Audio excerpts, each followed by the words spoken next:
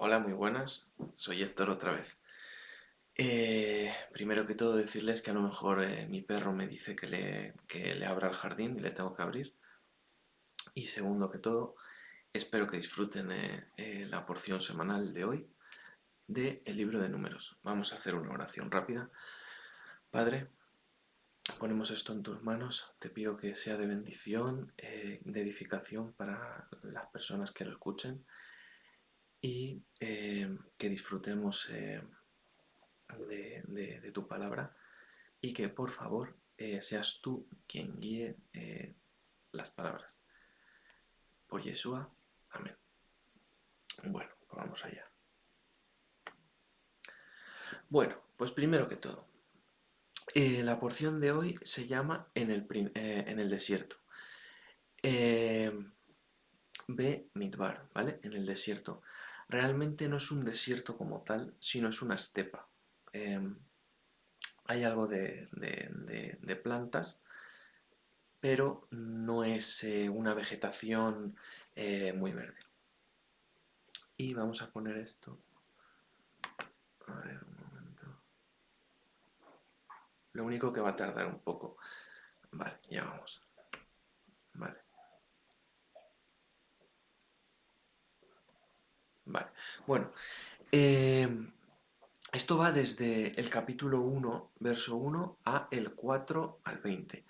Como normalmente entre semana se suele leer cada día una porción, ¿vale? Una aliyá que le llaman. Aquí tienen, por si quieren hacerlo, las porciones. Luego, la lectura de los profetas o del resto del Antiguo Testamento, lo cual se cree que se cogió en la época de la persecución griega hacia los judíos, una parte que conectase con la de la Torá es esta, Oseas 1.10 a 2.20. Y como en el Evangelio no tenemos realmente algo fijo, pues algo que podría pegar es Lucas 2, 1 al 7. Vale. Bueno, primero vamos a empezar con un bosquejo, a ver si funciona.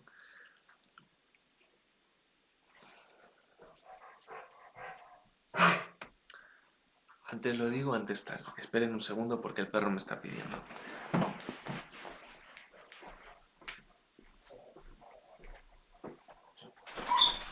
Vale, ya,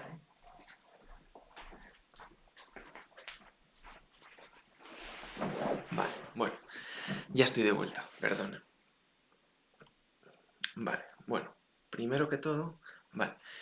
El Eterno le manda a Moisés en el desierto, ¿vale? En el desierto del Sinaí, que tiene que hacer un censo de los varones israelitas.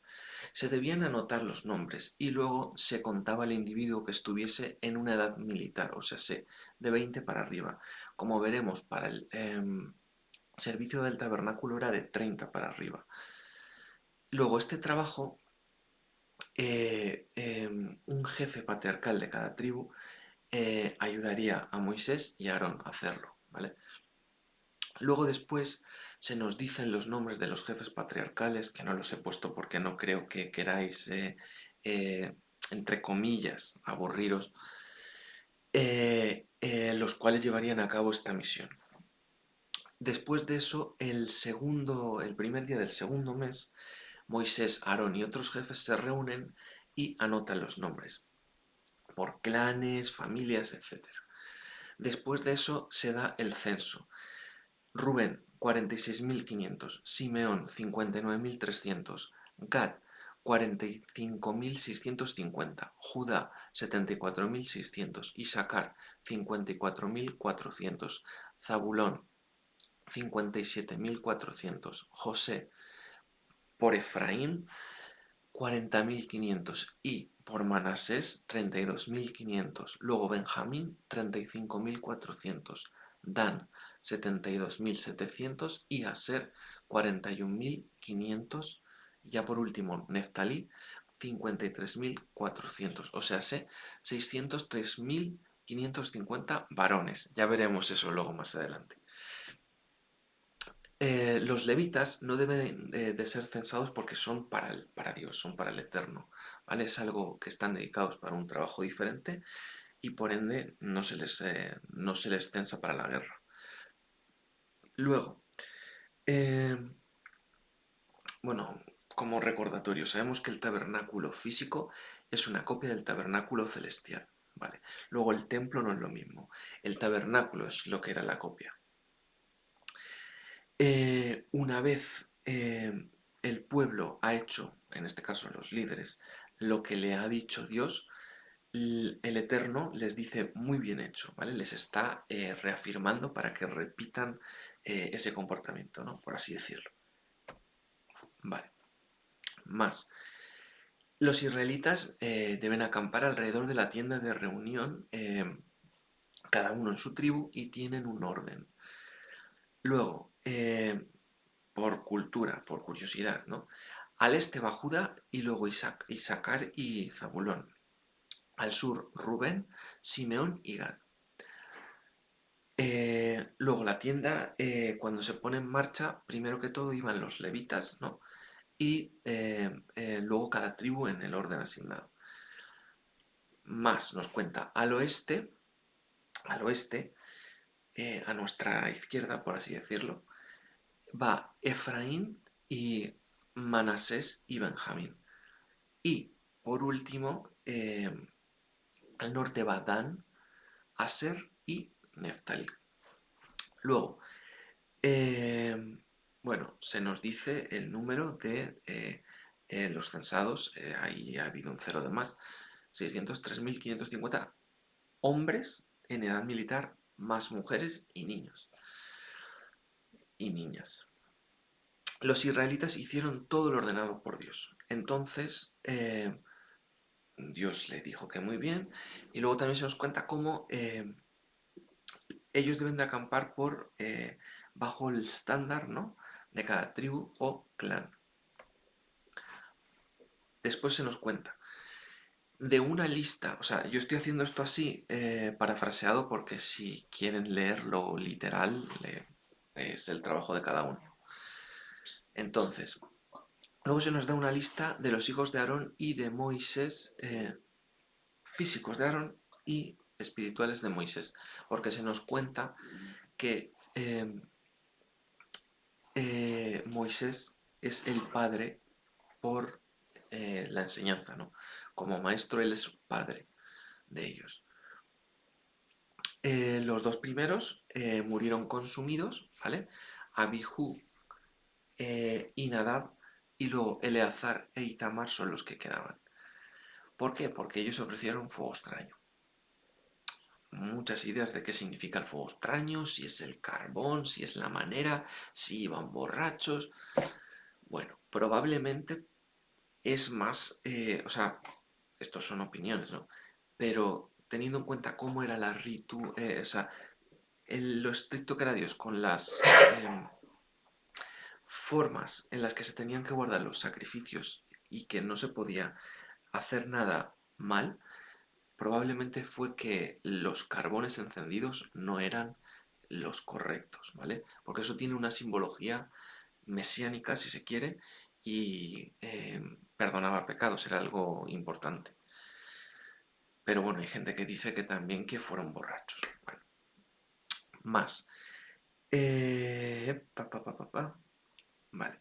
Luego se nos cuenta cómo el Eterno le ordena a Moisés que presentara a los levitas, a Aarón y sus hijos, para que fuesen ayudados en el tabernáculo, ¿no?, en las tareas. Y ellos son intermediarios entre Israel y Dios, por medio del sacerdocio. Aarón y sus hijos y los levitas que les ayudan a ellos, que no son sacerdotes, pero que también forman parte del servicio del templo. Son los que le llaman Kohanim, Kohen, ¿no? A día de hoy hay gente que sigue teniendo eh, muy arraigado, guarda, atesora la herencia de sacerdote. Luego se nos dice que si un extraño se extravía y quiere ministrar o hacer algo que es prohibido, que no le pertenece, debería de ser condenado a muerte. es grave, es grave. También es importante decir, que creo que ya lo dijimos en un pasado, que en la Biblia, en los tiempos bíblicos, no a día de hoy, en los tiempos bíblicos existían penas capitales. Pueden ser duras, evidentemente, pero es algo bíblico, ¿no? Es por eso por lo que se dice que el matar y el asesinar no es lo mismo, porque existía el matar en defensa propia o el venganza es el vengador de la sangre de un familiar, etcétera. Y que el mandamiento es no asesinarás, según algunos dicen. Pero bueno, como todo es debatible y mucho más teniendo en cuenta que muchos creyentes pues a veces queremos distanciarnos de toda esa parte mm, mm, bélica del Antiguo Testamento, esa realidad que existía, ¿no? Seguimos. El Eterno escogió a los levitas como primogénitos para que le sirviesen. Antes había sido un primogénito. Y esto fue porque cuando él dio el castigo a los primogénitos de Egipto, pues él los redimió a los de su pueblo. Y como dato curioso, el faraón, probablemente habiendo sido un primogénito, él fue el único que se quedó como asustado, como diciendo, uff, al resto menos a mí, ¿no? Curioso. Eh, el Eterno le ordena a Moisés que haga un censo, ¿no? Y a los varones levitas de más de un mes. Un mes. Antes vimos que era 20 años para la guerra o 30 para el servir en el templo, en el tabernáculo en ese caso. Ahora es más de un mes a los levitas, ¿no? Y hay tres clanes, gersonitas, coatitas y meraritas, ¿vale? Cada cual tiene su puesto, su posición. Em, los primeros se encargaban de la tienda, la cortina del atrio, de la entrada, de las cuerdas, etc. Los segundos, cojatitas, la mesa, los altares, el candelabro, los utensilios, la cortina de la entrada, etc. Y el último, Merari, los tablones, postes, estacas, armazón del santuario, etc. ¿Vale? Seguimos. Moisés y Aarón acampaban frente al santuario. Ellos eran los primeros, ¿vale? Estaban ahí más cercanos a Dios, si se quiere. Luego, el Eterno le dice a Moisés que haga otro censo de los varones israelitas de un mes en adelante y que los levitas y sus ganados sustituirán a los primogénitos israelitas y sus ganados. Debido a que había más primogénitos israelitas que levitas, se sustituyó por un rescate de 5 siclos de plata, lo que algunos creen que son 58 gramos. Esto es debatible, ¿no? En tema de pesas y demás, pues hay varias ideas. Pero bueno, alrededor de. Y eso por cada uno. Luego, la suma se la entrega a Aarón y a sus hijos como rescate, ¿no? Como un rescate, como un pidión que se le llama. Em, Luego, en casi todas las grandes cifras que hay en la Torah y en algunos otros libros del Antiguo Testamento, probablemente son una hipérbole, o sea, sé exagerar o disminuir algo mucho, en este caso exagerar, para hacer un énfasis, ¿no? O sea, no es algo literal, como vamos a ver en un rato. O que probablemente originalmente significaba una cosa, pero ese significado se fue perdiendo, como ya veremos. Luego, se le ordena a Moisés que haga un censo de los descendientes de Kohat, de 30 a 50, y que puedan ministrar al Eterno. Estos deben de ocuparse de los objetos más sagrados que los hijos de Aarón les darían cubiertos. ¿Vale? Los objetos más sagrados debían ser cubiertos eh, para que ellos no murieran. O sea, por mucho que ellos podían acercarse a lo más santo, no tanto como los sacerdotes, y mucho menos como el sumo sacerdote. Entonces, el arca se cubriría con la piel del animal que se llama tahash, que veremos algunas de las opiniones de lo que podría haber sido este animal, ¿vale? Eh, y con telas de color azul tejelet. Recuerden, en la anterior enseñanza que les traje lo que contaban del tejelet, del argamán o el morado este, y del tolazani, del carmesí, el rojo del gusano que se sacaba, y los secretos mesiánicos y todo lo que había ahí, ¿vale? Si quieren la presentación en PDF se la paso, y si quieren la de ahora o incluso otras cosas que he recogido se lo paso. Vale, más. El candelabro debía de ser cubierto también con la tela azul, el tejelet este famoso, con sus utensilios, y luego se cubría con el tajas este, ¿no? Con esa piel o lo que fuese. El altar de oro de la misma manera. Y luego todos los utensilios se envolvían con un paño de color azul y luego con el tajas. Luego, esto es algo muy curioso. A las cenizas del altar de los holocaustos, ¿vale? Se le cubriría con tela de color púrpura argamán. Eh, vale, este era el de Tiro que estuvimos hablando, ¿no? Que estos tenían significados reales, de realeza, todo esto. Como curiosidad, holocausto, ¿no? La ofrenda.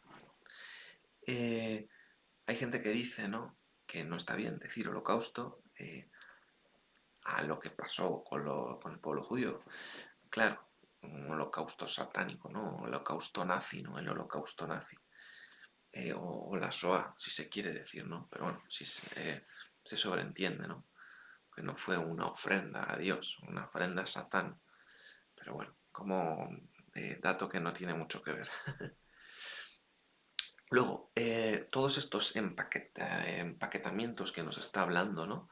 De cubrir con una tela, etcétera, se le debería de añadir varas para transportarlo, por santidad, por protección, etcétera. Y Aarón y sus hijos cubrirían los objetos y el resto los podían llevar.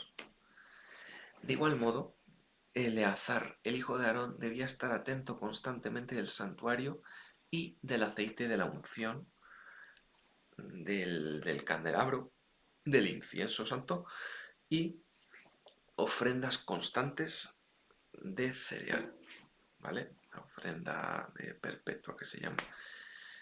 Luego, los hijos de Aarón se les recuerda que debían tener un cuidado extremo, porque si ellos no tenían cuidado y los otros levitas se, eh, si traspasaban su función, ellos podían morir, ¿vale? Entonces tenían que tener mucho cuidado, se dice tener cuidado, no los matéis. Un poco de agua, no viene mal. Vale. Más. Lo curioso, esto es, como decimos, un resumen de lo que dice los 4 primeros capítulos sin leerlo. Para eso, bueno, si quieren lo pueden leer. Lo curioso es que los instrumentos del santuario relacionados con la expiación de los pecados del pueblo tienen una conexión con la realeza, como ya vimos, ¿no? El azul tejel, el púrpura gamán e incluso a veces con el rojo carmesí y el secreto mesiánico, como vimos, ¿no? El Salmo 22, el gusano que muere y da la vida por su descendencia, etc. Se dio en la parasá Bayaquel en el minuto 1:19, ¿vale? De ahí en adelante. De igual modo, la ceniza, al ser un resquicio, si se quiere, de la expiación, es algo santo, ¿no? Y no se tira, sino que debía ser guardado, ¿vale?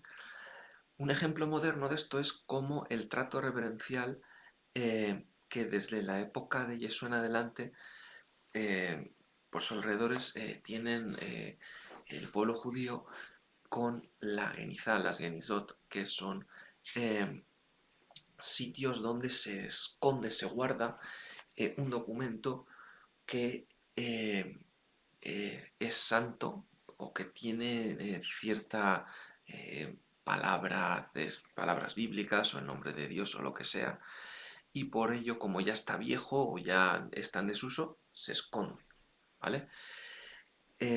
Ha habido cristianos que también han hecho lo mismo, que es una de las cosas que el cristianismo, en ciertas ocasiones, algunos grupos cristianos han copiado del judío, del judaísmo, que lo veo bastante bien.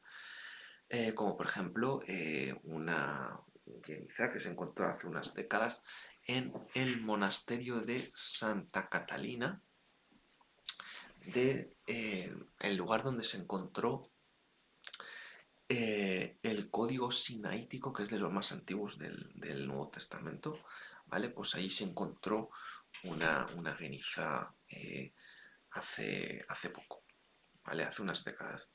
Y se encontraron nuevos cachos de papiros y demás. Perdonen que el perro es un poquito pesado. Ahora vengo.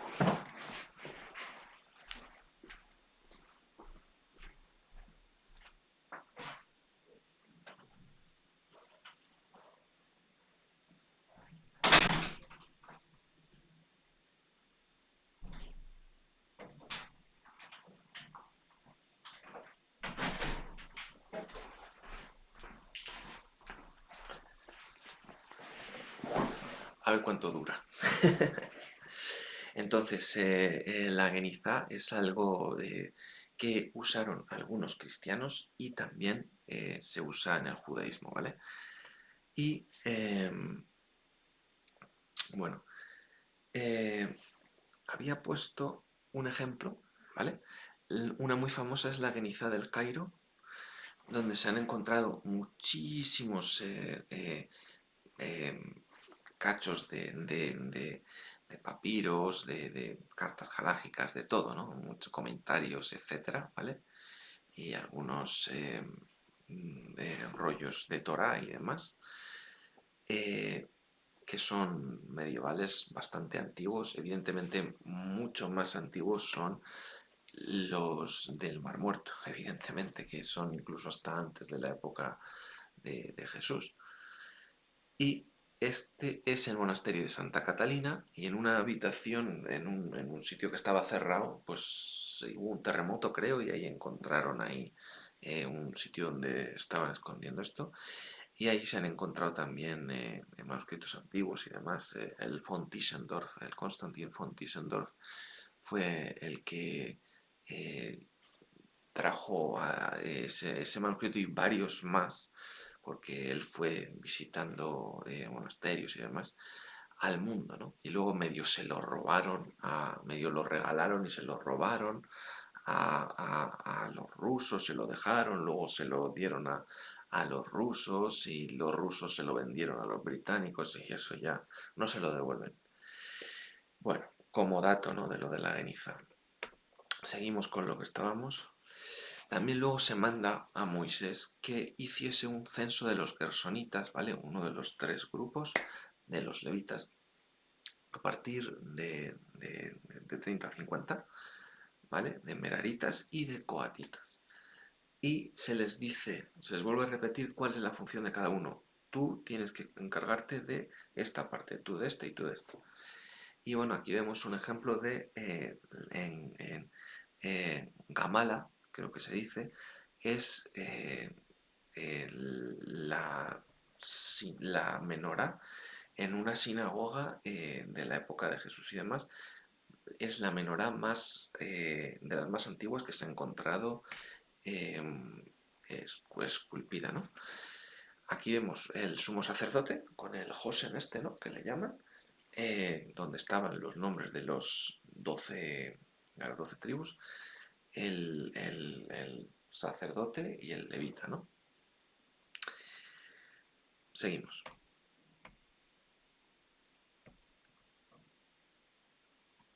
Vale, bueno.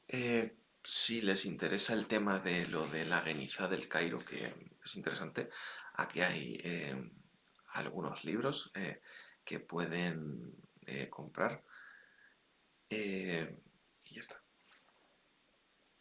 Estos dos, el de la izquierda y el de la derecha, son bastante asequibles, ¿vale?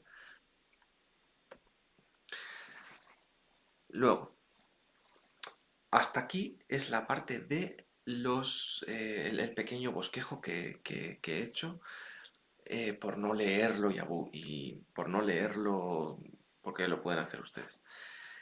Ahora vienen distintas ideas, distintos puntos misceláneos y sobre todo un punto que va a ser el que más largo va a ser del vídeo, que creo que les va a gustar. Este vídeo va a ser más corto porque no me he dado cuenta que cuando los hago largos a la gente no le suele interesar. Entonces, bueno, el origen del nombre del libro, números, ¿vale? Bueno, se deriva de la Septuaginta Arithmoi, ¿vale? Y está basado especialmente en los materiales del censo en los capítulos 1 al 4 y el 26. El título hebreo Bemidbar, en el desierto, como ya hemos dicho, desierto, describe el marco geográfico de gran parte del libro, desde el desierto del Sinaí hasta las áridas llanuras de Moab, al otro lado del Jordán, desde el desierto del Sinaí hasta las áridas llanuras del Moab, desde el otro lado del Jordán, desde Jericó. Eugene Carpentier, ¿vale? Bueno, y aquí he puesto pues los números en griego, ¿no? Como aritmoi, y en el hebreo, que en sí tienen también las letras valor numérico, por añadir algo y que no se aburran. Bueno, aquí tenemos el ejemplo, ¿no? De Midbar Sinai, ¿vale? En el hebreo, que en sí, si se empieza desde el principio, es Vaidaber, ¿no? Pero bueno, eso es otra historia, que luego creo que la comento. Y aquí vemos el Liber Numeri, ¿vale? Que ha dicho que números, ¿no? Del latín, que viene del griego arithmoi, ¿no? Ahí vemos aquí arizmón, ¿vale? Que está hablando de catarizmón, que está hablando de pues el censo y todo eso. ¿Y de dónde lo sacan? ¿De dónde lo sacan? De los materiales de censo y que del griego y el latín.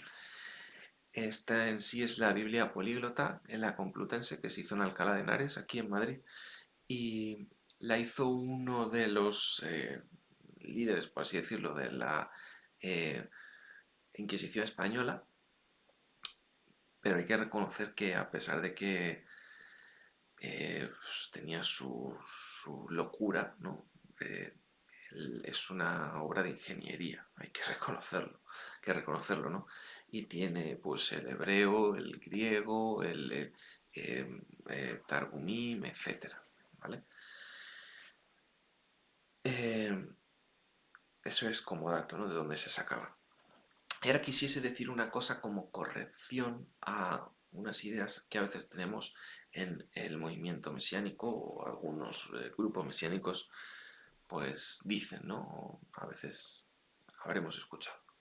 Entonces, hay una idea que postula que el hablar el título de un libro en hebreo es como más puro, transmite mejor el mensaje de lo que es el libro bíblico.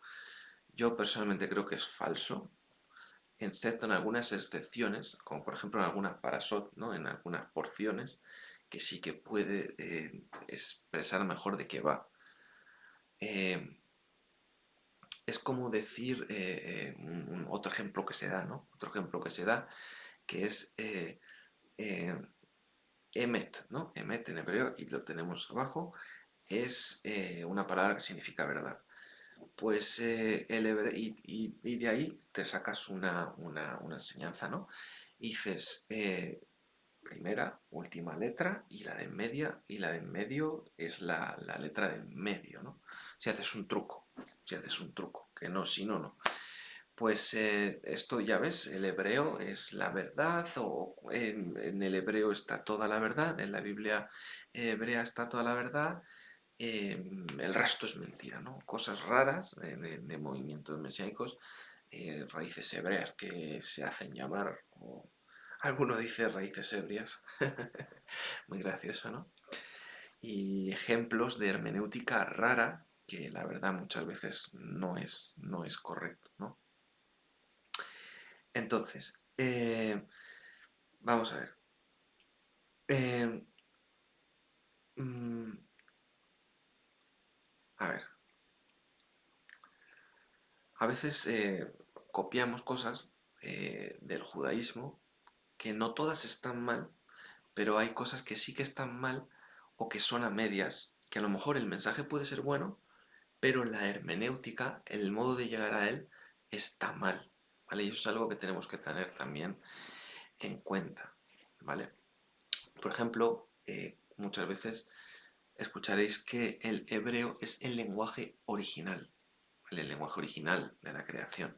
A ver, yo no es que crea que mm, sea un lenguaje que sea malo ni nada, que no pueda haber secretos o alguna cosa, igual que lo pueda haber en el griego o en el arameo bíblico, porque es algo que Dios ha inspirado y que como Él lo ha inspirado, te va a, vas a escuchar salmos o lo que sea y te va a llegar, pero no porque sea magia ni porque sea el lenguaje con el que se creó el universo ni nada, ¿vale? Eh, ¿El lenguaje como lenguaje escrito es original el hebreo? No. Eh, que pueda haber, eh, pueda venir de uno original, si se quiere, ¿no? De que tuviese Noé y demás. Nosotros que creemos en la Biblia, quien no crea, pues no cree ni en Noé ni en Noá. Pero pues sí lo creo, pero no me puedes decir que es el original porque se sabe que más antiguo es lenguajes semíticos, protocananeo y demás, que ya veremos una cosa muy interesante ahora en un rato, ¿vale? Entonces tenemos que tener cuidado porque a veces en el movimiento rabínico se dice que el hebreo es el lenguaje con el que se ha creado el mundo o que es el lenguaje de lenguajes y que si tienes esto, el resto no sirve, ¿no? Y eso es una idea rara y falsa, ¿no? Como decir que el hebreo es lo bueno y porque el hebreo es lo bueno, pues hasta te tienes que, yo qué sé, estudiar el Nuevo Testamento en hebreo, el griego ya no sirve. Desvaríos que no son reales. Entonces, cada cosa en su contexto. Hay que tener cuidado y hay que tener, eh, pues, cada cosa en su contexto, ¿no? Bueno, es darle a cada cosa el peso que tiene. Por ejemplo, los títulos en las secciones bíblicas son algo que ha hecho el hombre. Los capítulos son algo que ha hecho el hombre. Escribas medievales lo han hecho los capítulos y los versículos. Y luego, más tarde, un rabino judío. Ya existían antiguamente, antes que eso, secciones, no capítulos, sino secciones en las Biblias hebreas. Pero esto son cosas que hace el hombre, que hace el hombre. Entonces no podemos decir que lo ha hecho Dios y atribuirle a eso una santidad que no tiene, ¿vale? Eh, Antiguamente, como dato, ya que estamos estudiando la parasá, la porción de la lectura de la, de la Torah, antiguamente esta se leía, se estudiaba en 3 años o 3 años y medio, en la época de Jesús y de Yeshua. Pues hay gente que ve conexiones al ministerio de Jesús y que cree, postula que podría haber estado enseñando una parte de la Torá o de los profetas o otra, ¿vale? Eh, Habiendo dicho eso, estamos hablando bueno, de ejemplos de mensajes ocultos y demás, ¿no? No es que todo sea mentira, ¿vale? Pero hay que tener cabeza. Entonces, vamos a ver uno que yo creo que está interesante de un cristiano, ¿vale? Que lo cita y me pareció muy interesante. Ahora bien, igual que dices una cosa, lo puedes aplicar a otra y no ser cierta. Entonces, lo mejor de todo es quedarse con lo sencillo, con la Biblia interpretada de una manera sencilla, en su contexto, más tranquilamente, y no meterse a numerologías o secretos que puede ser que algo sea cierto, pero muchas veces eso también lo puedes aplicar eh, de manera contraria. Entonces, tenemos que tener cautela en eso. Pero como dato o como ejemplo, ¿no? Voy a dar uno. En el hebreo la palabra para verdad es emet, como la hemos visto antes, ¿no? La primera, la media y la última letra del alfabeto hebreo. Ya hemos visto que no realmente, ¿vale? Es la de en medio cuando le añade las letras finales, ¿vale? Y le está añadiendo dos S, si se quiere, para que me entiendan, ¿no? En vez de una, ¿no? Entonces ya está haciendo un truco, ya está haciendo un truco. Pero bueno, vamos a ver lo que va a decir. El principio, el medio y el final es la verdad. Fíjense, si le quitamos la primera letra, el alef, ¿no? Se queda muerto, met, es decir, muerto, ¿no? Lo contrario a vida, hayim, ¿no? Otra cosa. A veces los mesiánicos o cristianos en el español no suele pasar tanto, a menos que lo leas en inglés, pero en el habla inglesa sí pasa, es que cuando leen aquí, por ejemplo, chayim, eso no se lee chayim, es que en el inglés la manera de transliterar con el alfabeto que ellos tienen es así. Pues tú tienes que saber que eso es ja, ¿me entiendes? No cha. Entonces, ahora viene un mesiánico y dice, por la chayim, y hacemos el ridículo. Entonces tenemos que tener cabeza, ¿vale? Pero bueno, otra cosa que en el mesianismo a veces pasa, ¿vale? Más en habla inglesa, pero pasa también. Entonces le quitas esta letra y queda met, ¿no? Que es muerte. Eh, la letra inefable, o sea, el aleph se dice que es como es Dios, ¿no? Entonces, si intentamos ignorar o suprimir a Dios en nuestra comprensión de la verdad, acabamos en la muerte, ¿vale? Yeshua nos dijo, yo soy el camino, ¿vale? La verdad y la vida. Hadere, Haemet, ¿vale? Haim, ¿vale? Y la vida. Viene al Padre, nadie viene al Padre si no es por mí, ¿no? Entonces, quienes niegan esa realidad se quedan en muerte, ¿vale? No podemos conocer el significado de la vida aparte de la persona y la gloria de Yeshua, nuestro Mesías, puesto que la verdad lo abarca todo. Siempre hay un lugar para practicarla. Literalmente, no hay un lugar o experiencia que esté exento de su presencia, y por lo tanto siempre existe la exigencia de vivir en su luz. De hecho, Dios mismo es llamado el Espíritu de la verdad. La palabra emet procede de un verbo amán que significa sostener, hacer firme y expresa la imagen de fuertes brazos de un padre que sostienen al indefenso bebé. La verdad está en la relación activa con el que que se supone que la conoce y la lleva la carga, ¿no? Por así decirlo, al ser el fundamento de la propia existencia de la creación, ¿vale? Esto es un ejemplo de una hermenéutica de algo no literal que podría estar bien. Ahora bien, eh, es a veces muy forzado porque aquí otra persona te va a meter otra interpretación y ya va a ir a veces en contra de la Torá o de la Biblia. Por eso siempre la Biblia tiene que ser lo primero, ¿vale? Bueno, esto es un... me he ido un poco del sendero, perdonen. Seguimos.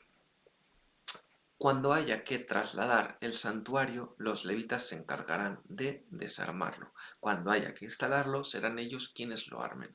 Pero cualquiera que se acerque al santuario y no sea sacerdote será condenado a muerte. ¿Vale?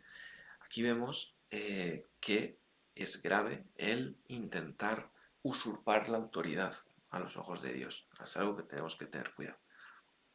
Más, Números 1.53 dice, en cambio los levitas acamparán alrededor del santuario donde están las tablas del pacto, para evitar que Dios descargue su ira sobre la comunidad de Israel. Serán pues los levitas los encargados de cuidar el santuario donde están las tablas del pacto. Aquí vemos que los levitas son los mediadores entre Dios y los hombres, como el Mesías Yeshua lo es, ¿no? Sirven de un colchón, ¿no? Para que la ira divina no nos, en este caso ahora es el Mesías, no llegue, ¿no? Y nos consuma, ¿vale? Ahora la obra de Yeshua es más poderosa, pero bueno, era parte del sistema de Dios. Ahora bien, he extraído 4 puntos, ¿vale? De este comentario, el cual se lo recomiendo, es bastante bueno y tampoco es carísimo, es sobre todo el Antiguo Testamento. Hay otro del Nuevo. Y dice así, sobre el 1.2, comenta. El propósito del censo. En el mundo antiguo los censos eran usados como medio de reclutar hombres tanto para el servicio militar como para los proyectos de construcción del gobierno. A menudo también eran acompañados o aún motivados por el cobro de impuestos individuales. Este censo era para el reclutamiento militar, pero no se lo puede separar fácilmente del éxodo, cuando se cobró un impuesto para el templo. Más sobre, esto es contexto cultural, hemos dicho este comentario.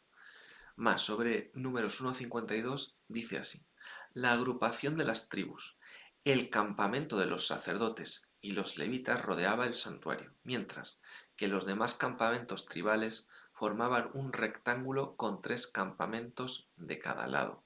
Los campamentos militares rectangulares eran la práctica egipcia normal en esa época y están descritos en el arte asirio del siglo IX a.C., en los que el rey estaba protegido en el centro. Bueno, vemos como que Dios también va en el medio, ¿no? En el centro. Interesante. Luego dice, los estándares. En Egipto, cada división recibía el nombre de una deidad y su estandarte llevaba una representación de ella. Por lo tanto, sería razonablemente presumible que el estandarte de cada tribu desplegara un símbolo de la misma. Por otro lado, algunos intérpretes piensan que esta palabra se refiere a una unidad militar, más que a un estandarte. Bueno. Más sobre el 3, números, del 7 al 10. Comenta, los levitas como guardas del santuario, acampados alrededor del santuario e instruidos para matar a cualquier intruso. Los levitas restringían el acceso al tabernáculo. Los antiguos santuarios no eran lugares públicos de reunión, sino residencias de la divinidad. Los sacerdotes eran considerados como guardas en los textos eteos, así como en los de Mari, Siria, o el Alto Éufrates. En las creencias babilónicas también había demonios o espíritus protectores que guardaban las entradas del templo, ¿vale?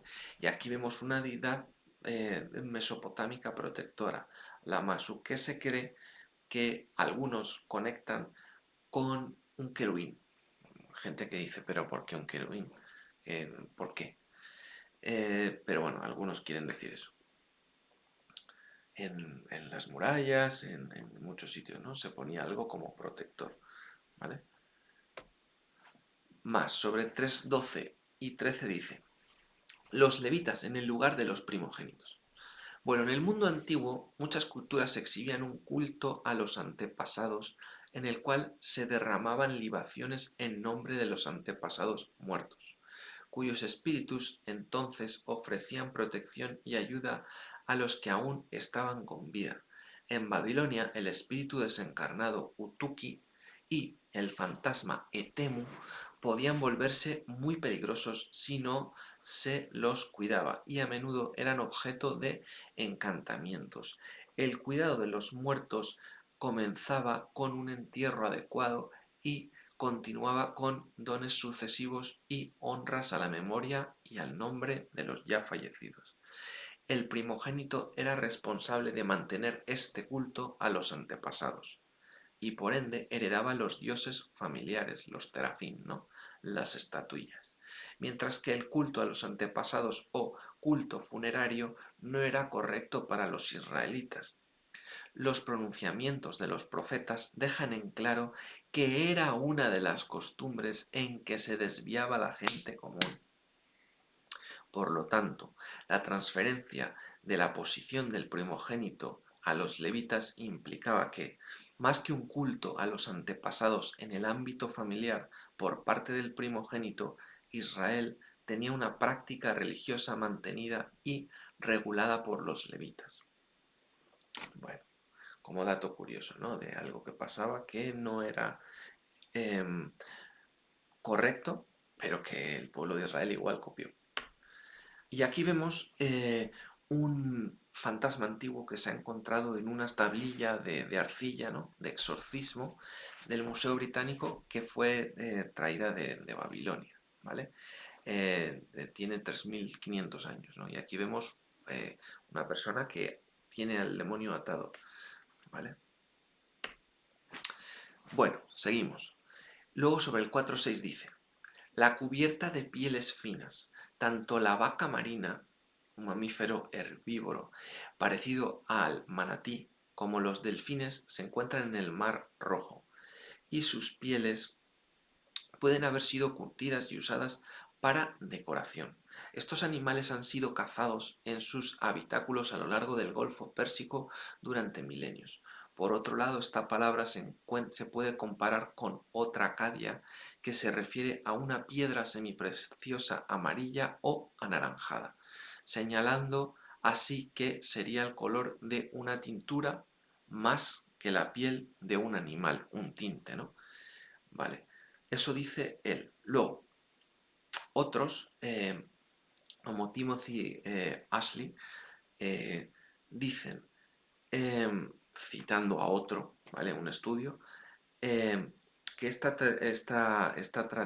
traducción como marsopa, el tajas este que estamos hablando, ¿no? Está cubierta de pieles del santuario y demás, eh, que él cree que es marsopa, ¿no?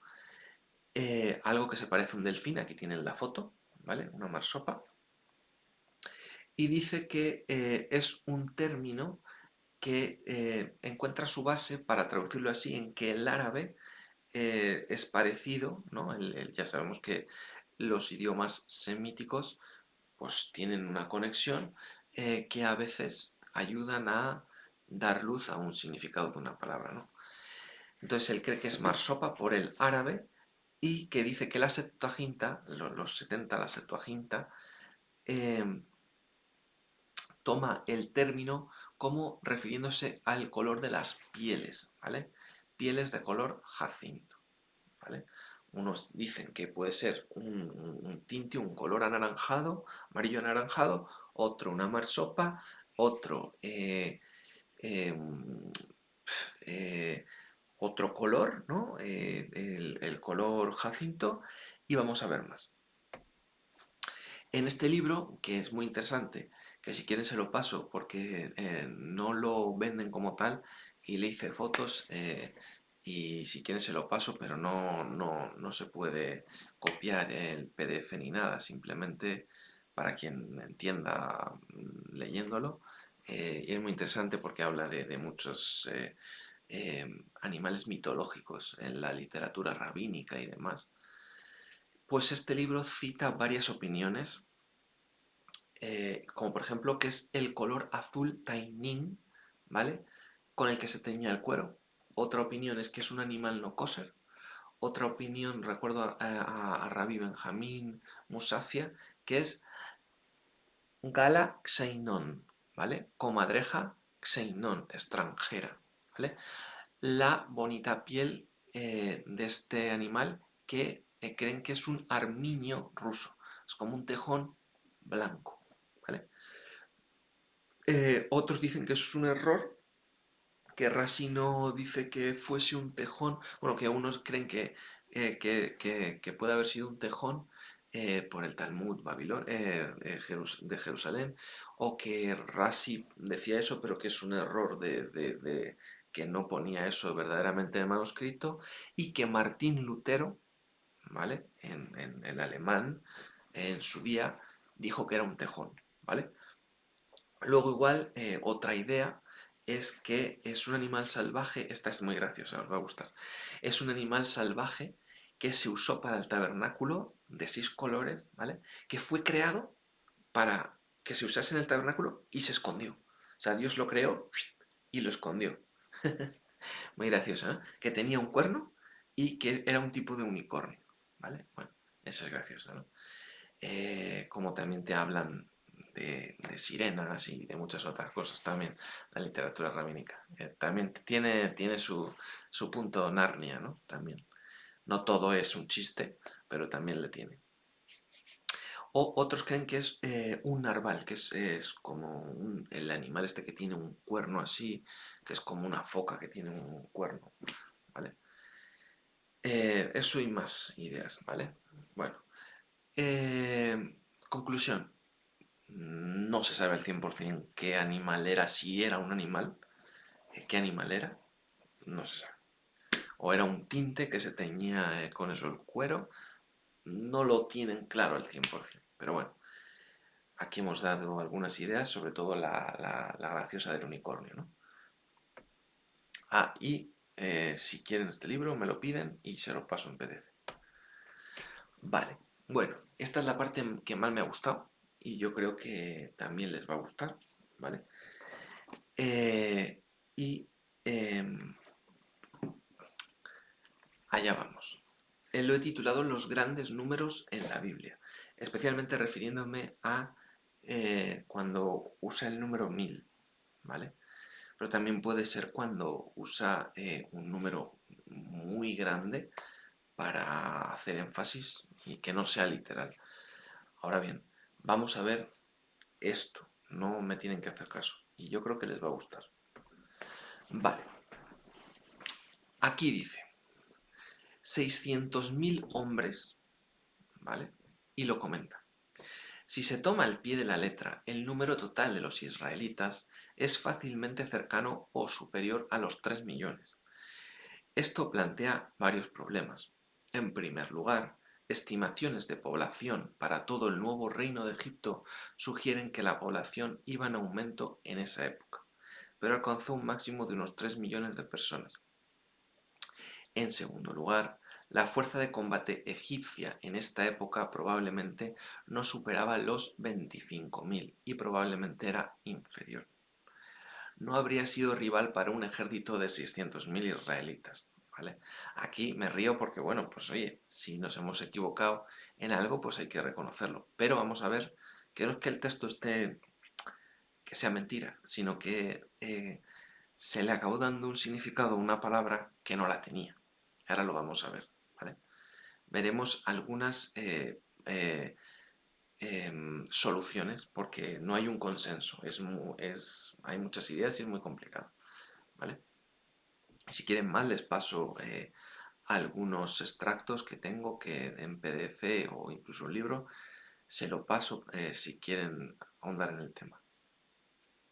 Luego, en el tercer lugar, las estimaciones de la población antigua de la Palestina, que se le llama, ¿no?, a esa región, Siro-Palestina, no admiten un grupo israelita de este tamaño. A principios de la misma época, ¿vale?, a mediados de la Edad de Bronce, que se le llama, Palestina tenía una población de unos 160.000 personas. Entonces, los millones de israelitas no puede ser. Eso, ahí haya pasado algo, ¿vale? Luego, disminuyó un poco durante la Edad de Bronce y luego repuntó hasta 400.000 habitantes en la Edad del Hierro, a mediados, o sea, en el 700 a.C.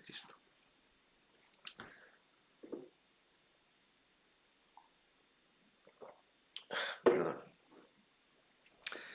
Hay dos explicaciones principales para estas incongruencias. Una está relacionada con la palabra hebrea para 1000, elef, ¿vale?, que también puede significar un clan o una tribu, ¿vale? Quedémonos con ideas y puntos, porque vamos a ver varias. Ya cada uno pues tiene que hacerse su propia idea, su propia conclusión. Entonces aquí te dice que la palabra hebrea para 1000 también puede significar clan o tribu. Más. En otras palabras, Elef puede referirse a un grupo que forma parte de un todo más amplio. Así, Elef podría referirse aquí a un grupo o división militar, en cuyo caso la narración está afirmando que los israelitas tenían 600 divisiones militares, cada división con un pequeño número de hombres. Es difícil decir hasta qué punto es probable que Elef tenga este significado en este versículo. Otra cosa es que a lo mejor en un versículo pega cierta explicación, pero luego en otro no tanto y demás. Pero bueno, lo que sí está claro, que vamos a ver con argumentos que ya hemos visto unos cuantos, es que las cifras literales enormes son imposibles, ¿vale? Eso sí está claro. Seguimos. Una segunda posibilidad es que una narración épica como esta fuera esperada para las literaturas del mundo antiguo, las cuales utilizaban los números por su valor retórico, es decir, por su efecto estilístico, más que por su precisión matemática, sobre todo en lo que respecta a los efectivos del ejército del protagonista. Consideramos la epopeya de Kirta de la literatura ugarítica.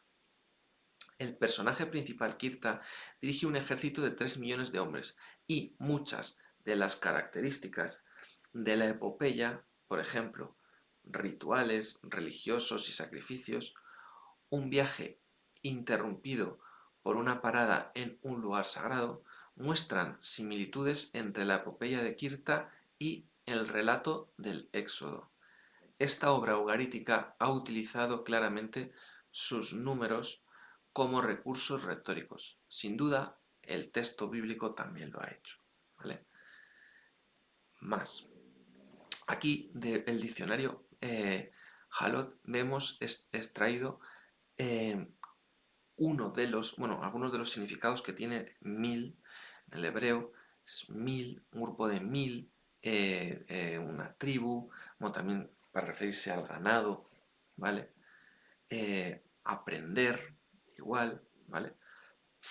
Eh, Otra cosa interesante es que de igual modo la letra Aleph, ¿vale? La primera del alfabeto hebreo o Aleph escrito, eh, significa un toro. Aluf es un jefe. Antiguamente las letras hebreas, eh, toro, jefe, 1000, antiguamente las letras hebreas, eh, las fenicias, ¿vale? Las fenicias, no las pictográficas, el protocananeo, que no se tiene al 100% todo claro, ¿vale? Eh, y mm, del hebreo de la época de Yeshua, Mishnaiku y demás, no tenía vocales. Entonces, eh, digamos, ALF. Puede ser Aleph, puede ser Aluf, puede ser Elef, puede ser muchas cosas. Puede ser muchas cosas también. Y esa es otra cosa interesante, ¿vale? Entonces, repetimos. Puede ser 1000, clan, tribu, eh, etcétera, ¿vale? Y como conexión, Aluf es un jefe, un líder, ¿vale? Más puntos, ¿vale? Porque aquí vamos cogiendo varios puntos de varios sitios. Bueno, este es como curiosidad, como he dicho, lo del hebreo y tal. Esto es de la gramática de Yesenius, que es uno que fue muy famoso, ¿vale? Y aquí te dice de inscripciones y demás, pues cómo la evolución de las letras, ¿vale? De las letras. Y aquí vemos el protocananeo, ¿vale? Que se ha encontrado por el Sinaí y demás. El protocananeo el fenicio, ¿vale? El griego, etcétera. Y ahora una cosa muy interesante que me gustaría decir como punto, como una parada, un stop, ¿no? Para eh, tomar un bocadillo. Ahora seguimos. A ver, vemos la influencia del alfabeto desde el alfabeto pictográfico, el protocananeo, en el fenicio, luego en el hebreo antiguo y cómo en el griego antiguo también fue influenciado por este último, ¿vale? Ahora, el latín y el griego tienen una influencia fenicia, ¿vale? Así como las lenguas occidentales alemanas, de donde viene el inglés, etcétera, ¿no? Entonces podemos decir que el alfabeto protocananeo, de donde viene el hebreo y demás, ¿no? Ha influenciado casi todo el mundo, ¿vale? Sin saberlo, ha influenciado casi todo el mundo. El alfabeto fue algo muy útil porque en vez de tenerte que aprender cientos o miles de dibujos, valía con saberte menos y esto democratizó el conocimiento. Hay que decir una cosa porque también a veces en el mesianismo, sobre todo, eh, algunos de raíces hebreas que se llaman, o mesiánicos o lo que sea, hacen esto un poco de un modo debatible, ¿no? Un poco mal, para mi opinión, ¿vale? Pero no porque yo lo diga. A ver, a veces ellos cogen las letras de una palabra y te empiezan a analizar letra por letra y te empiezan a montar un mensaje, ¿vale? Eh, el toro, la tienda, de la casa, del bastón, del líder, un mensaje que no está ahí porque un idioma no funciona así, ¿vale? O sea, el idioma no funciona así. Y ellos se han montado una historia que no es verdad y que cualquier persona seria te dirá que si estudias de un poco de alguien que te enseñe hebreo o lo que sea, mm, pues vas a ver que esto no es así, que se han montado un mundo donde no lo hay, ¿vale? Entonces, lo de el protohebreo, el hebreo pictográfico este que se le llama, ¿no? Protocananeo, hay mucho de muy poco, ¿vale? Ya está dicho, ya cada cual que quiera hacer lo que quiera o creer lo que quiera. Bueno, em, aquí tienen otro ejemplo. Bueno, sí que el inglés viene del hebreo, por así decirlo, ¿no? Bueno, hemos visto y el español, y el latín, y el griego, ¿no? Si se quiere, ¿no? Del proto, ¿no? Vale, bueno, seguimos. Ya hemos tomado el bocadillo, ahora vamos a seguir en la ruta. Otra cosa ahora. La numeración de los levitas en 22.000 para la redención de los primogénitos varones de Israel, más de 603.550, si se incluyen los primogénitos menores de 20 años, significaría que la mujer israelita media dio a luz a más de 27 varones. A más de 27 varones, ¿vale? Más mujeres. En el Antiguo Testamento el mayor número de varones nacidos de un solo hombre es de 12 y fueron a través de múltiples esposas y concubinas. Deuteronomio 7.1 describe 7 naciones más grandes y fuertes que tú en la tierra prometida. Y si hemos dicho que no había ni 200.000 viviendo en esa época allí, por ejemplo, ¿cómo van a ser eh, ellos 2 o 3 millones y los otros que son 7 naciones más grandes? No tiene sentido. Eso está mal interpretado, como hemos visto que se puede traducir de otras maneras y demás. Y es importante ver lo que tienen que decir al respecto estas personas porque hacemos el ridículo, ¿no? Y es ahí cuando yo tengo fe, vale, sí, está muy bien tener fe, yo también la tengo, pero tampoco se trata de ser tonto, ¿no? Por tener fe. Entonces, bueno, esto es importante. Entonces, si hay 7 naciones más grandes que tú en la tierra prometida, a las que el Señor expulsaría delante de los israelitas. Si Israel tuviera 2 millones de habitantes, esta cifra conjunta para Canaán sería de 15 a 20 millones, mucho más que la población moderna. ¿Vale? Las estimaciones óptimas de la población total de la región de la Edad de Bronce tardía y el periodo del Hierro que se han obtenido como resultado de estudios de distribución demográfica no llegan ni al millón. ¿Vale? Un momento, por favor. Seguimos. Así, los estudiosos evangélicos han sugerido varias posibles soluciones. Las cifras representan una hipérbole, ¿vale? Para mostrar el cumplimiento de la promesa de Dios de hacer una nación tan numerosa como las estrellas del cielo. Otra idea es que Fauch, ¿no?, ha comparado este censo militar con los textos de reclutamiento militar asirios y babilónicos, sugiriendo que tales figuras eran usadas en dichos escritos para mostrar el poder de los reyes antiguos en sus anales de conquista. Igual quizás como en estas cronologías antiguas en las que los reyes a lo mejor vivían miles de años, ¿vale? Miles, muchos, ¿vale? O sea, pues probablemente igual es un modo de hacer, meter énfasis, ¿no? Por medio de una hipérbole. Otro puede ser que el término hebreo traducido mil se ha interpretado como una unidad militar, ¿vale? Vocalizado aluf, de la misma raíz semítica.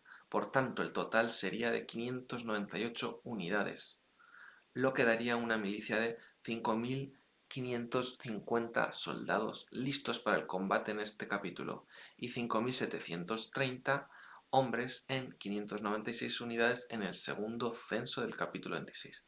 A ver, lo que está claro es que los grandes ejércitos ni siquiera tenían tantos miles, ¿vale?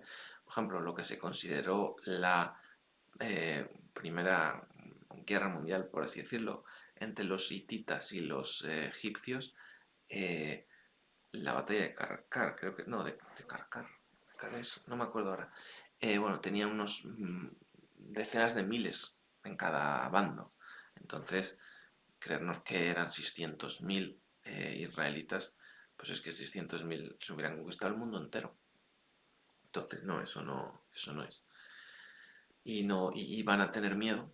Van a tener miedo, ay, ay, vienen si sois 600.000. No, eso es algo que hemos entendido mal. Bueno, y luego aquí te da una nota que te dice, la raíz semítica básica, vocalizada como Elef, se atestigua como miles en arameo, árabe, sabeo y otros, ¿vale? La vocalización alternativa aluf suele traducirse por jefe. Vale, bueno. Tengo la tesis doctoral que la encontré en PDF, ahora ya el otro día no la encontré fácilmente, pero se la puedo pasar si quieren y toca esto incluso más a profundidad, por si hay dudas. Bueno, aquí voy a leer esto del móvil mejor porque está un poco pequeño, ¿vale? Y dice así, bueno, esto está sacado de la Biblia arqueológica que tenemos en español, ¿vale? Traducida del inglés, está en español. De acuerdo con Números 1, existían en la generación del Éxodo 603.550 hombres, de 20 años de edad o más, listos para el combate. Esta cifra sugiere una población total enorme, tal vez de unos 2 millones de personas. La pregunta obvia es cómo tanta gente pudo sobrevivir en el desierto. Otra cosa más. ¿Cuáles otras indicaciones ofrece la Biblia acerca de la población israelita durante la época del Éxodo? Cuando se suman todas las estadísticas del censo del número 1, en total es efectivamente 603.550, lo que sugiere que la cuenta se puede tomar en serio. Luego, en Éxodo 1, 7 al 9, declara que los israelitas se habían multiplicado a tal grado que el faraón se quejó de que ya eran más fuertes y numerosos que nosotros. Pero el faraón pudo haber estado describiendo la manera en que él percibía a los israelitas, basándose en su temor y odio contra los extranjeros. Por otra parte, Deuteronomio 7:7 afirma que Israel no era el pueblo más numeroso.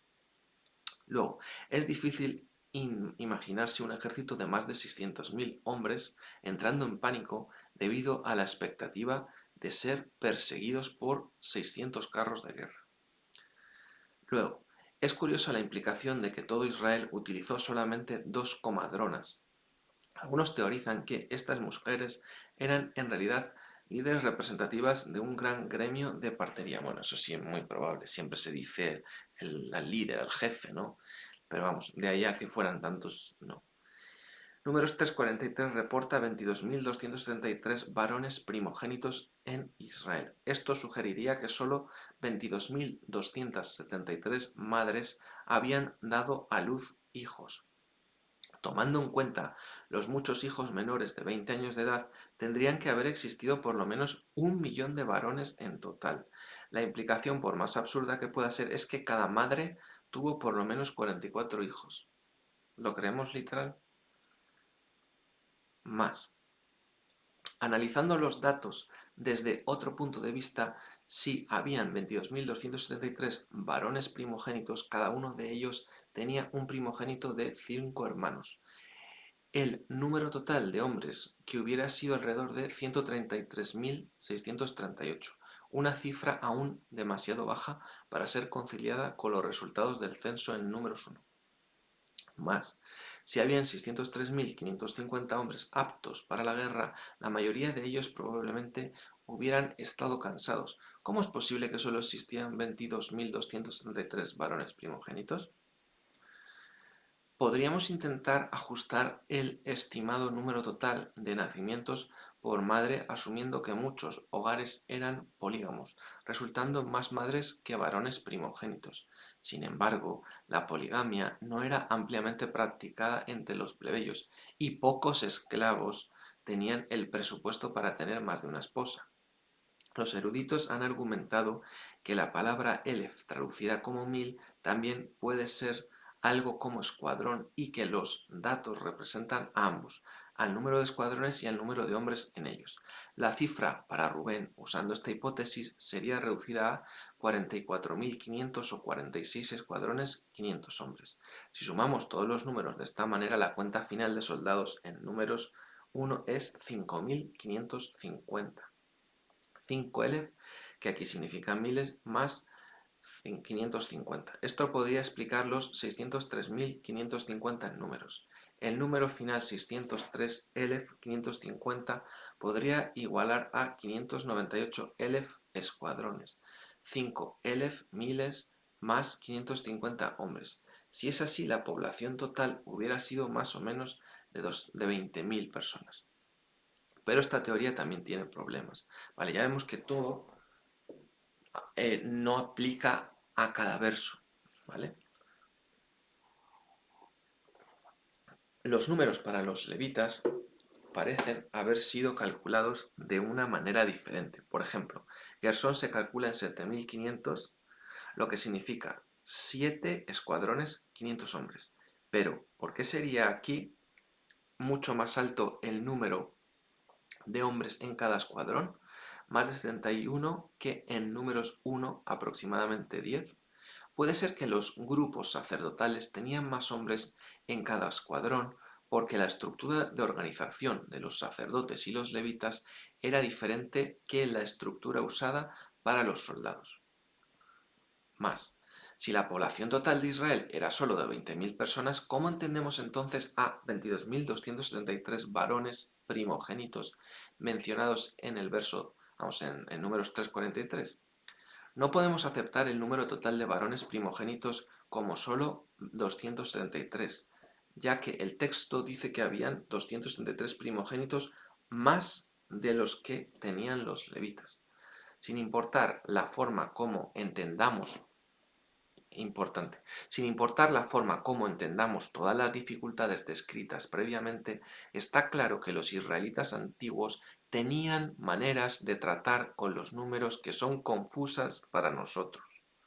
La Biblia es un libro antiguo de una cultura antigua, y no podemos asumir que manipula datos de la misma manera en la que se hace en los censos modernos, ¿vale?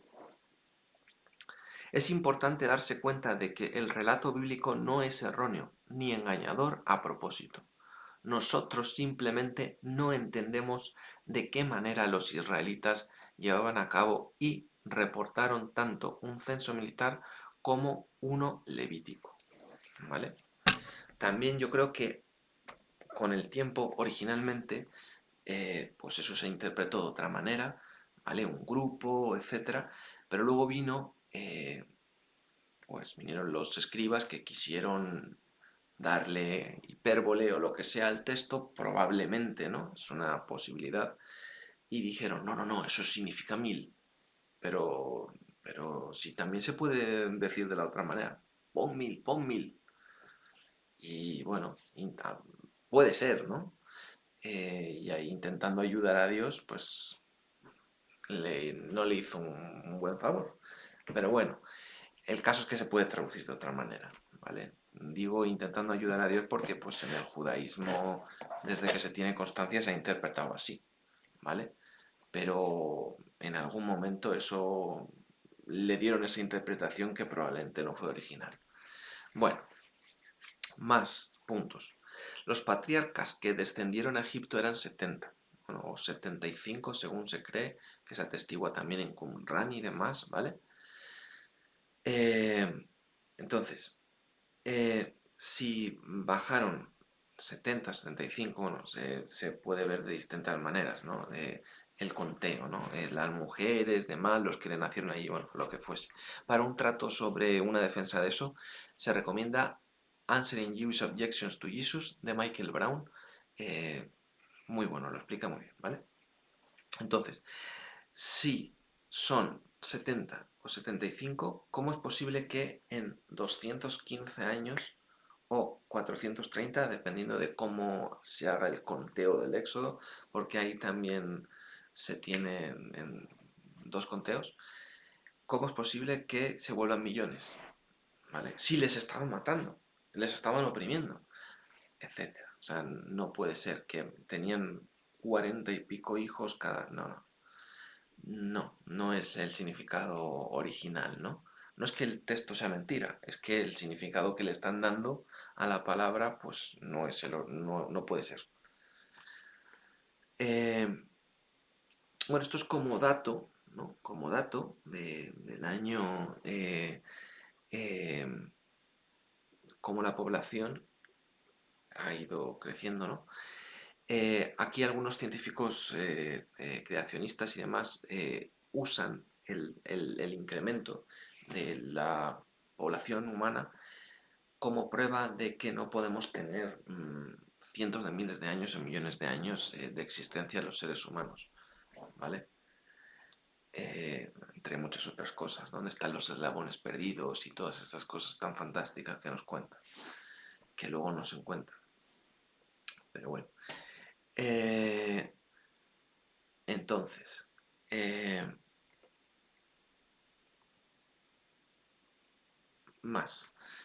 En Génesis 5, 3 al 32 habla vidas prolongadas y comenta.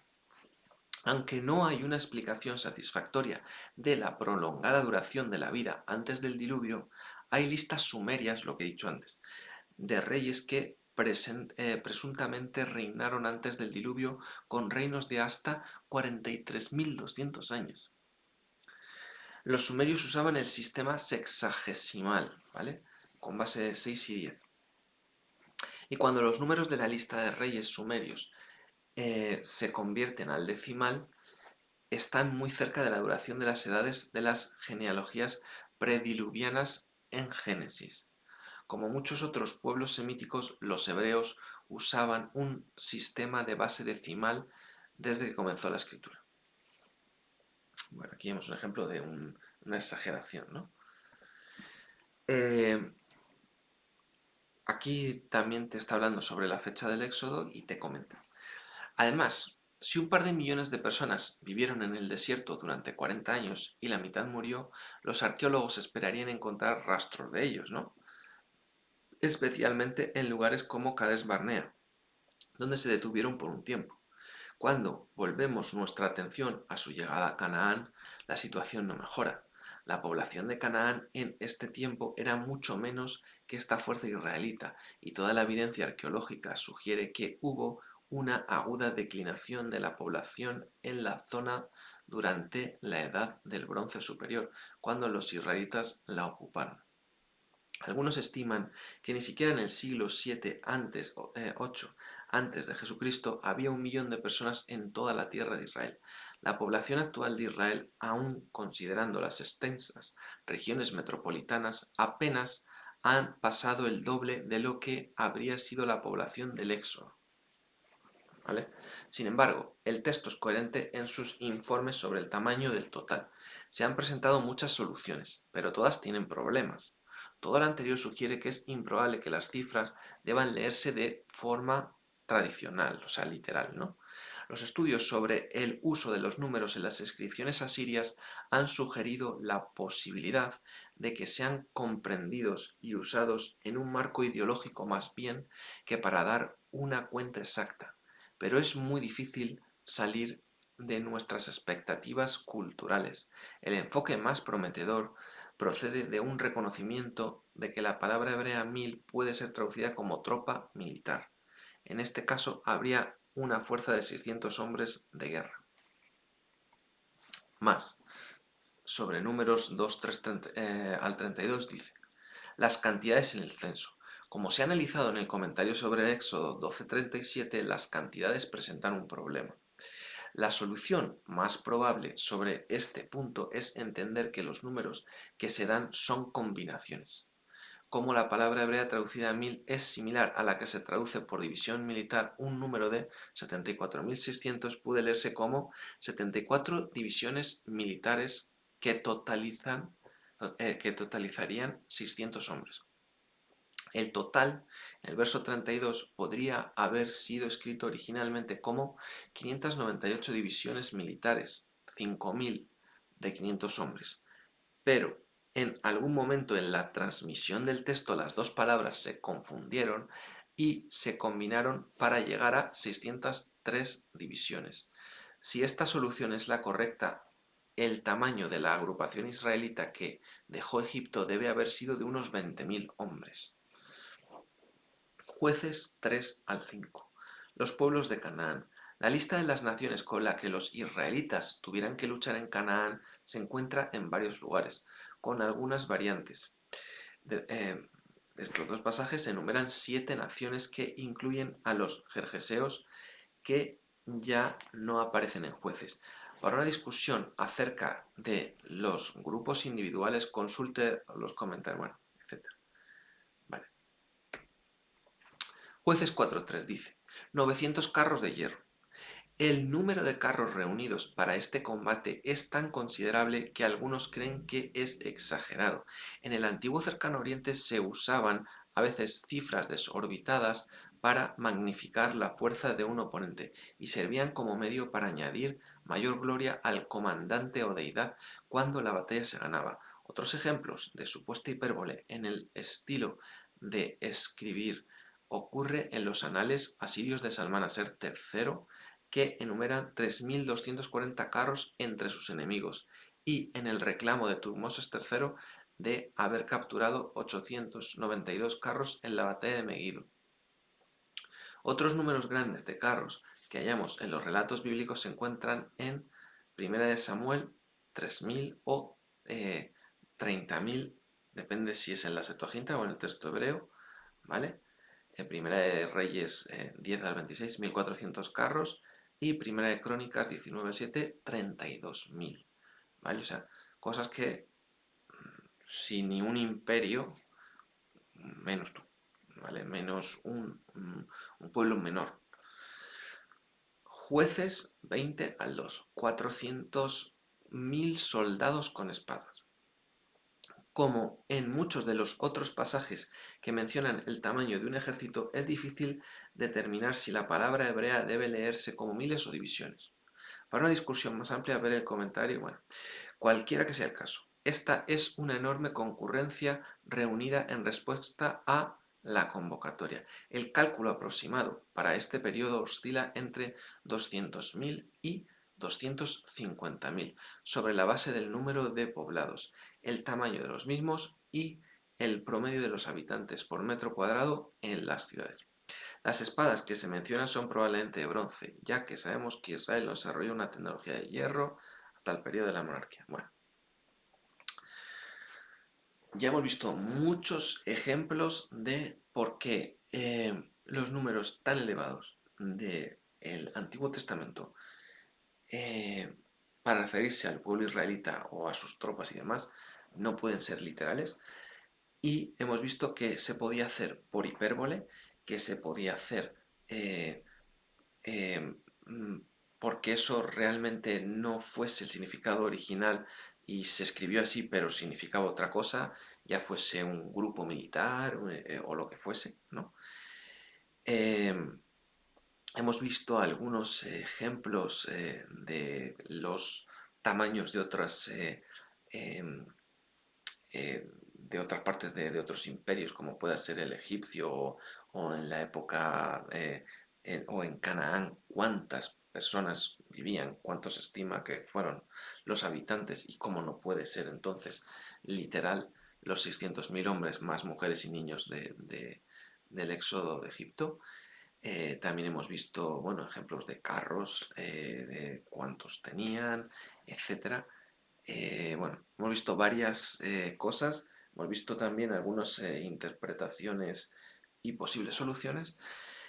Y esto no quiere decir que la Biblia sea mentira ni nada, simplemente que si algo significase en su momento, significó una cosa y se perdió el significado, o puede a día de hoy incluso significar algo diferente, pero está arraigado, ¿no? Está arraigado, como nos decía un autor, y es difícil ir en contra de ello porque eres un hereje, ¿no? O eres heterodoxo, no eres ortodoxo, si dices que eso no es así. Entonces ya hemos visto ejemplos de posibles soluciones de por qué no puede ser, por qué una mujer no iba a tener decenas de hijos más hijas, es imposible. Y bueno, espero que les haya gustado. Sin más, que tengan una buena semana.